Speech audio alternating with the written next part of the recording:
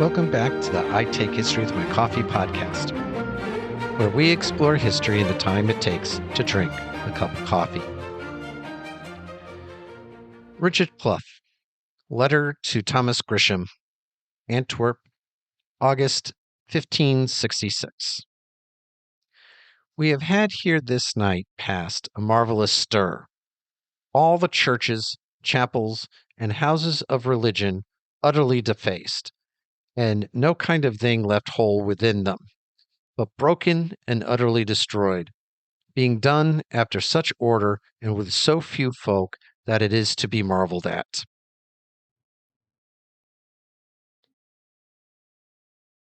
It's August 10th, the feast of St. Lawrence, and outside the friary of St. Lawrence, near the small Flemish town of Steenvoorde, a crowd has gathered in a field to hear a sermon.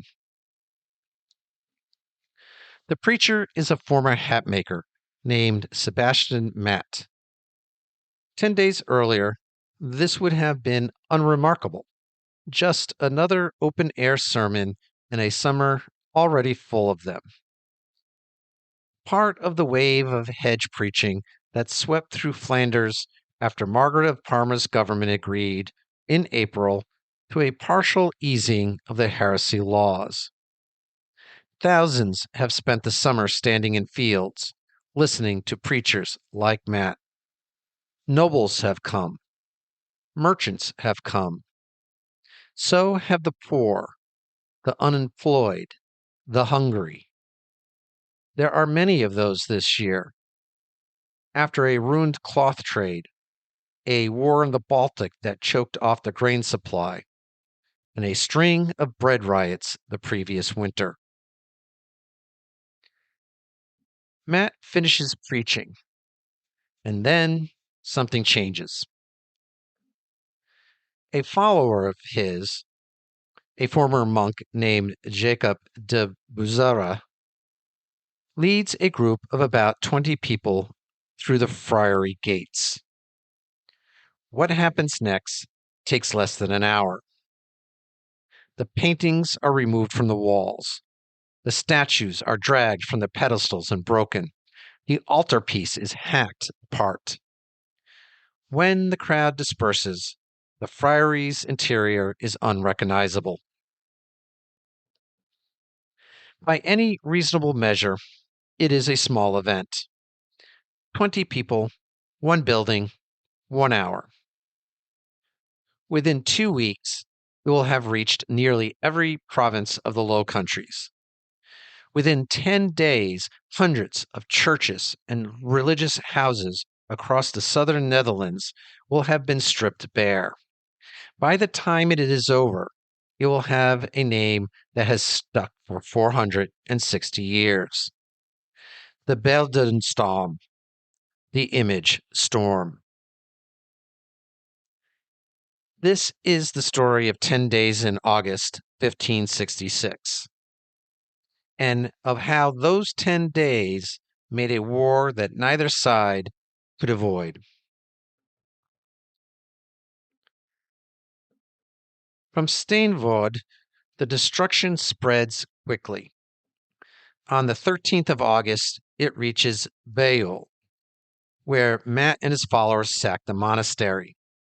On the 14th, Poporinga, where roughly 100 people, following another of Mat's sermons, wrecked the church. From there, Mat's followers spread, breaking images in towns and villages across Flanders. By the 15th and 16th of August, it has reached Ypres. On the 18th, Oudenaarde. Then, on August 20th, it reaches Antwerp. Antwerp is not a provincial market town. In 1566, it is arguably Europe's financial capital, a city of extraordinary wealth. And at its center stands the Cathedral of Our Lady, one of the largest Gothic churches in Northern Europe, filled with centuries of accumulated religious art. We have an extraordinary eyewitness account of what happened there that night from an Englishman named Richard Clough, an agent for the London merchant Thomas Gresham. Clough walked into the cathedral himself once the crowd let him through. He later wrote to Gresham that the building, lit by what he guessed were 10,000 burning torches, looked like nothing so much as hell itself. He also wrote that the crash of falling images and shattering woodwork sounded as if heaven and earth had collided. Here is the detail that should stop us. Clough counted, in each chapel he passed through, no more than 10 or 12 people actually doing the breaking. Everyone else was watching. It happened in near total silence. Armed townspeople stood quietly at their doors as the crowd moved from church to church, calling out Vive les gueux!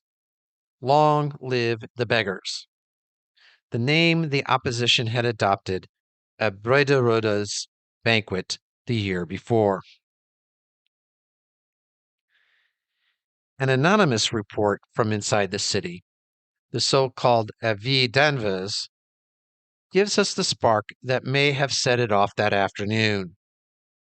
A young man mocking a painted image of the Virgin, an old woman rebuking him, someone throwing a bucket of dirty water, and words escalating within hours until the image came down, and by nightfall, the whole cathedral followed it. An Englishman named Thomas Cotton, writing to William Cecil in London the next day, adds that William of Orange himself had gone out the evening before to try to calm the crowds, but failed, and that some 6,000 people broke into the cathedral around 4 in the afternoon. A hostile Catholic witness, the Walloon official Pontus Payan, gives us an inventory of what was lost. The cathedral's great pyramidal tabernacle, praised as the finest in Christendom, reduced, in his words, to 1,000,000 pieces. Princely tombs were leveled. Illuminated manuscripts were torn apart. The monastic wine cellars were emptied onto the floor, which he took to be pure spite. The wave doesn't stop at Antwerp. On the 22nd, it reaches Ghent, and on the same day, Amsterdam, apparently sparked by fragments of broken Antwerp statuary carried north by travelers. Tournai and Valenciennes follow on the 23rd and 24th. By the end of the month, it has reached Holland, Zeeland, Utrecht, Friesland, and Groningen. In West Flanders alone, at least 400 churches and religious houses are sacked. Not everywhere gives in. In Louvain, Lille, Bruges, and even Brussels, the civic militias hold, and iconoclasm never starts. Where the militias sympathize with the crowd or refuse to act, the churches fall. Where they don't, the churches stand. That single variable, whether the local militia intervenes, does more to determine a town's fate in August 1566 than religion, wealth, or geography. And when authorities are overwhelmed, they know it. Thomas Cotton's letter describes the Margrave of Antwerp, the city's senior law officer, walking into one of the churches that night with a handful of men and ordering the crowd to disperse. He is ignored. It isn't that the authorities don't try. It's that for these 10 days, trying and succeeding have become two different things. An Englishman named George Gilpin, writing 5 days after the destruction in Antwerp, offers another useful distinction. He describes the first wave of iconoclasts as behaving almost miraculously. Nobody hurt, nothing stolen, the whole business in Antwerp's cathedral done in less than 7 hours. And then a second, worse disposed group of opportunists who followed behind them, helping themselves to whatever the first group left behind. Two different crowds, two different things, in the same building, on the same night. And not everything in a sacked church is destroyed. The Ghent-based chronicler Marcus van Vernewijk, who watched his own city's churches emptied that August, offers one of the episode's most striking details. Amid the wreckage of Ghent's great church of St. Bavo, one work survived, Jan van Eyck's altarpiece, the great polyptych with its central panels of Adam and Eve, painted more than a century earlier. Van Vernewijk describes it in loving, precise detail. The veins and ribs of the figures rendered so lifelike they seemed to breathe, and records that it was preserved, in his words, from the perilous fire burning in the heads of the beggars. It is tempting to read the Beeldenstorm as pure, undiscriminating rage. Van Eyck's altarpiece survived. So did the story that its destroyers, whoever set the boundary of that night's fury, chose to leave it standing. But those boundaries were not absolute either. At Ghent's Dominican house, the friar's library of illuminated manuscripts, including fine Flemish Bibles, were torn apart and thrown into the River Lea. Some of it was later quietly fished out and returned to its owners without payment. Whatever this was, it was not simple.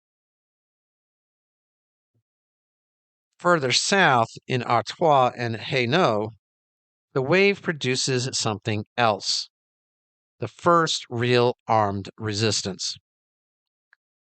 Late in August, more than 3,000 armed men and women set out from the region around Tournai, sacking the abbeys of Saint Amand, Vicoin, and Anon, before being turned back at the walled town of Orchy. They marched towards Marchiennes Abbey, chanting Vive les Gueux the whole way, a minister leading them through the metrical psalm reading of the Ten Commandments. And, according to Paon, the crowd interrupts him mid-verse at the line, Thou shalt not make thyself an image, to tear into the abbey's statuary.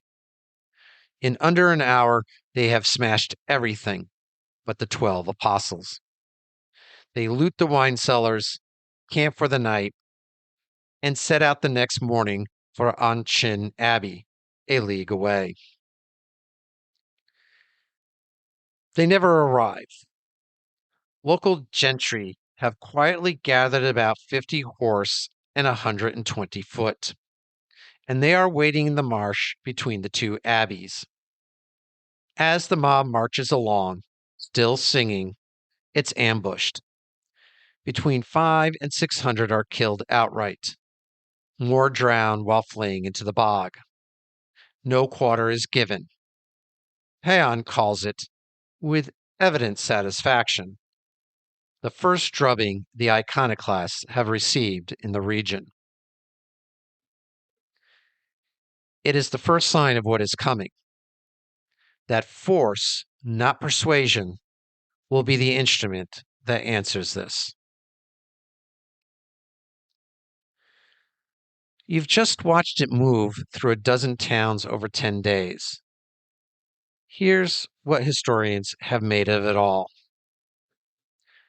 Two answers dominate, and neither one on its own is quite right.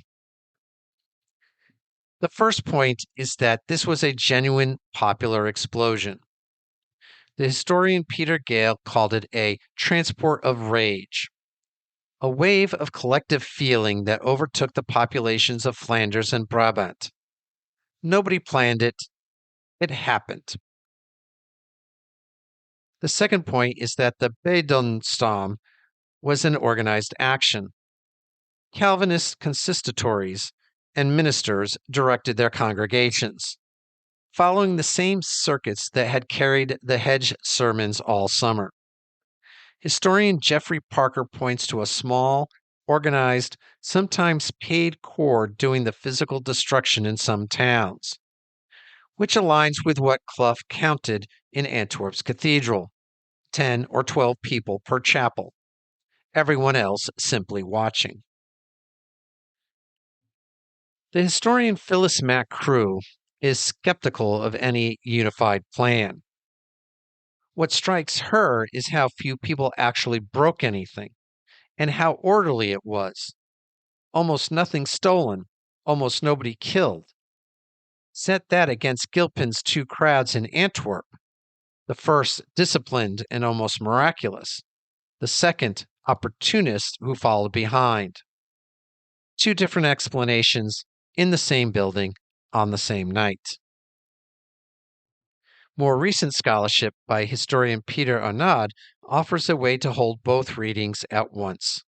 Arnaud describes what happened as a shared repertoire of violence, a common stock of gestures, psalm singing, chants of Vivant les Gueux, and the mock trial of a sacred image, that different crowds performed in different ways, depending on local circumstances. Not one plan, not pure spontaneity either. A shared script with local improvisation. It's the same pattern we already saw play out geographically. Louvain and Bruges held because their militias held.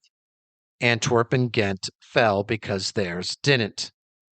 Ghent's Van Eyck altarpiece survived, while a few streets away the Dominicans' illuminated manuscripts went into the river. And down in Artois, local gentry didn't just hold, they answered with an ambush that killed hundreds of iconoclasts in a single afternoon. No single explanation covers all of that. No two towns responded to the same wave in the same way. The honest position, and the one this episode will hold, is that the infrastructure of the hedge preaching movement, the networks, the returning exiles, the organized consistories, provided the skeleton through which the Beeldenstorm moved. But what moved through that skeleton in August 1566 outran what any of those institutions had planned, wanted, or could fully control. While the churches burn, or rather, while they are being stripped, since fire is not, in fact, the iconoclast's primary tool, three very different people are trying to decide what to do. The marsh at Marchiennes had already offered one answer: overwhelming force, delivered without warning by men who had no official authority to do so. Margaret, Orange, and Philip now have to decide whether that becomes the template, and if so, who gets to apply it. Margaret of Parma, the regent, responds with a mix of genuine alarm and hard political calculation. Within days, she issues what becomes known as the Accord, a concession of doubtful legal authority that tolerates reformed preaching in places where it is already established, in exchange for calm. She does not have Philip's permission to make this offer. She makes it anyway, because she has no army adequate to the crisis and no time to wait for Madrid to respond. We can hear Philip's side of that silence directly. A cluster of letters he wrote from the Segovia woods on August 30th, while the fury was still spreading in the provinces, shows him refusing, in his own words, to grant the Reformed any fixed and sanctioned place to preach, quote, in whatever way, wherever it may be, end quote. In the same batch, he praises Margaret's efforts to organize prayers, processions, and fasts as the true remedy for the crisis. He is, in other words, 3,000 miles away, responding to a crisis that has already moved on by the time his answer arrives, and offering spiritual exercises as a solution to a problem that has already produced 6,000 people breaking into a cathedral. William of Orange's response is the most complicated of the three and the most revealing. Through the spring and summer, he has been managing Antwerp personally, attending Mass with deliberate solemnity to reassure Catholics, launching public works to give the city's unemployed something to do beside listen to hedge preachers, and personally guaranteeing the safety of the traditional Assumption Day procession of the cathedral's Black Madonna, less than a week before the sack. And then, on the 19th of August, the day before Antwerp's cathedral falls, he is summoned to Brussels, along with the other Knights of the Golden Fleece, to confer with Margaret. The city's only stabilizing presence is removed at the worst possible moment. When he returns in early September, his response tells us a great deal about where his loyalties are settling. He punishes only 3 rioters as examples, and pointedly, all 3 are foreigners. He grants the Calvinists their own meeting sites, rather than suppressing them by force. He does not support what happened, but he is no longer willing to use the crown's authority against the people who did it, either. It is yet the clearest sign that Orange's careful, decades-long balancing act, the loyal servant of a Catholic king, the protector of a religiously mixed population, is coming apart. He will refuse in the months ahead to take the newly required oath of unqualified obedience to Philip.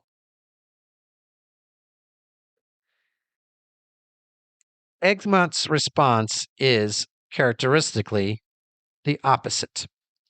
In his own provinces, he suppresses the iconoclasm with more force than Orange is willing to use.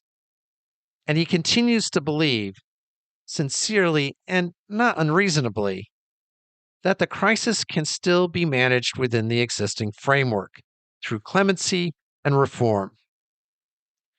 In October, at Dendermonde, Orange tries to unite the great nobles into a front against whatever is coming from Madrid. Egmont, bound by some futile sense of personal loyalty to Philip as his duke, will not commit. He is, as he has so often been, probably right that a different path was still possible. He will not get the chance to prove it.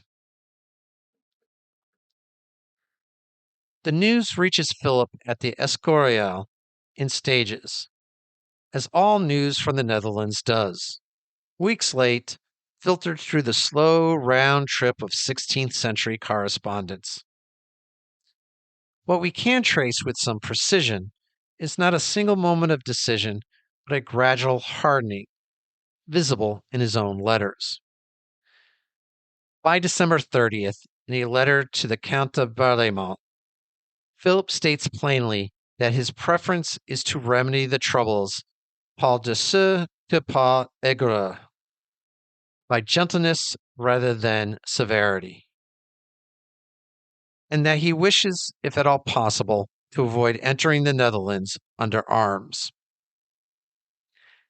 Yet in the very same letter, he confirms that he is sending the Duke of Alba ahead of him with an army to prepare the route and gather forces along the Luxembourg frontier. That single letter, in Philip's own hand, lays bare the whole contradiction of the coming year. He does not see himself as choosing war. He sees himself as restoring order, as fulfilling a sacred obligation, as a Christian sovereign, to punish the desecration of the church and to correct a regent who has made concessions she has no right to make. On his own terms, he is not wrong. What he cannot or will not see is that the instrument he has chosen will produce consequences far worse than the disorder it is meant to cure. The path that might have led somewhere else, the moderate, negotiated reform that Orange and even Egmont were still arguing for as late as spring of 1566, has closed. Not because any single person chose to close it, but because 10 days in August produced a wave of destruction large enough and public enough that a king 3,000 miles away concluded he had no honorable alternative but to send an army. By October, the wave has broken. Margaret's Accord has brought the Netherlands a fragile peace. The Reformed congregations meet openly in their assigned churches. The lesser nobles of the compromise wait to see what happens next. Orange watches and calculates. Egmont writes hopeful letters to Madrid, still believing reason will prevail. In the Escorial, Philip meets with the Duke of Alba. The decision has already been made. It will take Alba the better part of a year, a 4-month march along what will become known as the Spanish Road, gathering troops and supplies along the way, before he finally enters Brussels in August 1567, at the head of 10,000 men. There is still, technically, time for something to change. Nothing will. What remains across the Low Countries that autumn are the empty niches, the smashed altarpieces, the whitewashed walls of churches that, a few months earlier, held 4 centuries of accumulated art and devotion. What was destroyed in those 10 days cannot be restored. What is coming cannot any longer be stopped. In the next episode, the Duke of Alba is on the march. As always, maps and other supporting resources for all episodes are listed in the episode description. In the meantime, for more historical content, become a free or paid Substack subscriber and get related historical content delivered to your inbox. We're on Facebook, Instagram, and Threads. Feedback and comments are welcome at itakehistory@gmail.com. Or you can leave a review on Apple Podcasts or on Spotify. You can also help support this podcast by buying me a coffee at buymeacoffee.com/itakehistory. If you know anyone else who would enjoy this podcast, please let them know. And thanks for listening.